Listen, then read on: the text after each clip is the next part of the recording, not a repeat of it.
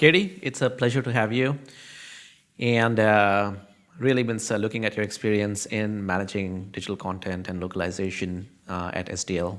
I was wondering if you could share your insights about how can companies really localize and culturally customize their global content for their worldwide users.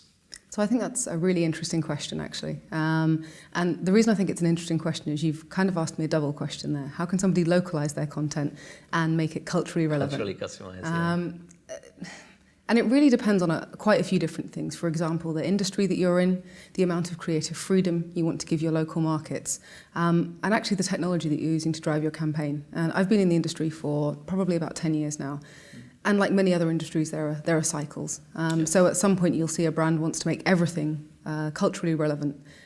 What is mostly the trend at the moment, and this is for economic reasons as well as brand consistency, is to at least maintain a certain amount of cultural capital, which is owned by the brand headquarters, and have that localized into different markets. Now, I think if I were to pick on 3 key points, the first thing I would say is strategy. Any organization, whoever they are, needs to have a very clear strategy, needs to have ownership from the organization itself. So that's organizational ownership and organizational sponsorship, not from the agency, be that a localization agency or the ad agency that says, we want to own this campaign, we want to own the fact that we are, let's say, going to do 30/70 of content that goes out to local markets that comes from our corporate headquarters, and then we're going to give the freedom to our local markets to adapt the rest of it. Okay. Another element of the 3 elements, if we say the first is the strategy, the second is the collaboration, and that kind of leaks in a little bit to strategy there.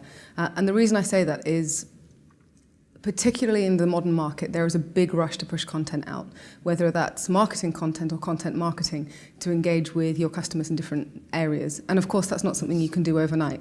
And it's not as bad as it used to be, and I say not as bad as it used to be because we see more and more large organizations now who are thinking about localization and language much, much earlier on in the journey of their content creation. However, typically what used to happen is people would go through an entire ad cycle or a website planning session, and then at the 11th hour, localization providers or companies who were trusted to provide some local support were called in and told, here, we've got X number of hundreds of thousands of words, let's just stick that into these 6 languages. And of course, it doesn't work like that. So from a collaboration standpoint, you need to have very clearly defined in your strategy with whom you're going to collaborate. Now, whether that's one agency or whether it's multiple different agencies, that really doesn't matter. The key thing is that you have buy-in from your stakeholders in country. Yes. And I say that again because no matter where you are in that cycle of what you're doing in terms of owning your central content or pushing it out and allowing that freedom to be owned by your teams in country, they need to decide that they want to support you with that, and they need to be 100% behind you and actually on board with supporting any change that that's going to mean in the cycle. And then the third thing is the platform you're running on. So typically when people would talk about how do I make my web content relevant, I think a lot of people would expect then for this all to be about the language and the translators and glossaries and style guides. And I'm not going to rehash what we've been talking about for 15 years as an industry. Okay. Something that's really key is the web content management system you use. And I say that because what I see more and more now is my customers, and I've talked about it a little bit over the last few days, my key audience, my key customer base is finance. I'd say about 80% of my customers are in finance. And they're obviously driving a lot through digital and web strategy at the moment. Mm-hmm. And what we're seeing is that people are really coming to us far down that journey, having acquired software, perhaps without the collaboration earlier on.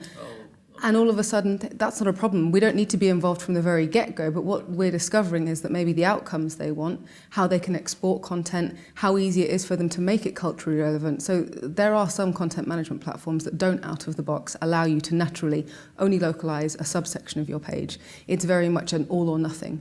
And of course, that can be fixed, but can it be fixed in the timescale that you're looking for? So I think if you look at those 3 different components, your strategy, your collaboration, and the technology platform you want to look at, that's a really good way of starting to think, where am I going to go with my content marketing, and how much freedom am I going to give my regional markets to alter that so it's relevant to the local content. That's brilliant. SCP, strategy, collaboration, and platform. Yes. So what are the cultural assets a company would like to leverage? Well, that depends quite a lot on the industry and the company, of course. But since I've just mentioned finance, let's use finance as an example.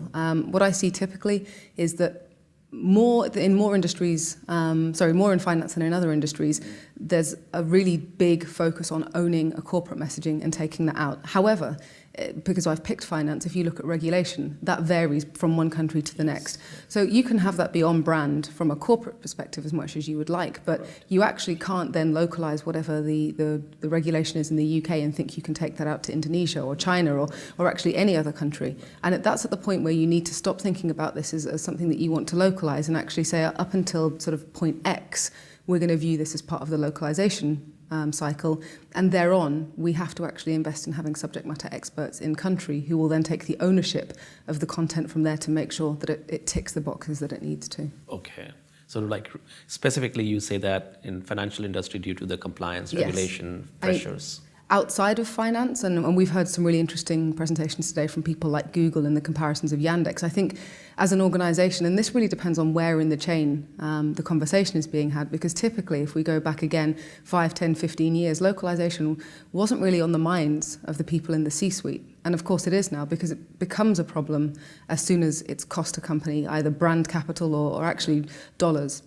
And what we're seeing now is more people are thinking, okay, well, if we go into this market, who are we up against here and how do we need to tailor our words? And that could be anything from how do we make sure that we don't have one of those marketing blunders, and I know there's a roundtable on that this afternoon, all the way through to making sure that you don't use offensive colours and things like that. And I think it's a mistake to think that localisation and cultural capital are separate. Of course, they need to be part of the same journey.